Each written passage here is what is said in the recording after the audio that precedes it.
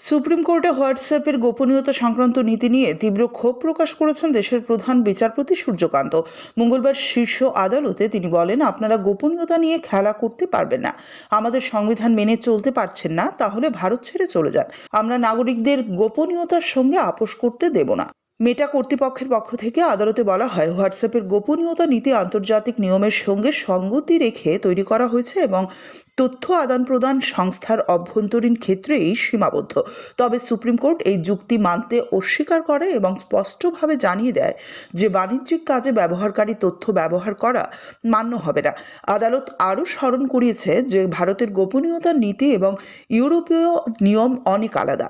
ব্যবহারকারীরা, বিশেষ করে যারা আঞ্চলিক ভাষায় কথা বলেন, তারা হোয়াটসঅ্যাপের গোপনীয়তা নীতি বুঝতে পারবেন কিনা সেই বিষয়টিও আদালত প্রশ্ন তোলেন। এদিন সুপ্রিম কোর্ট হোয়াটসঅ্যাপ ও মেটাকে নির্দেশ দেন, পরবর্তী শুনানির আগে ব্যবহারকারীর কোনো তথ্য প্রকাশ করতে পারবে না। সরকারের পক্ষ থেকে সলিসিটর জেনারেল তুষার মেহতা আদালতে বলেন, হোয়াটসঅ্যাপের গোপনীয়তা নীতি ব্যবহারকারীর তথ্য বাণিজ্যিকভাবে ব্যবহারের সুযোগ সৃষ্টি করতে পারে। মামলাটি 2021 সালের হোয়াটসঅ্যাপের গোপনীয়তা নীতি সংক্রান্ত এবং ন্যাশনাল ল ট্রাইব্যুনালের রায়ের বিরুদ্ধে হোয়াটসঅ্যাপ কর্তৃপক্ষ সুপ্রিম কোর্টের দ্বারস্থ হয়েছিল।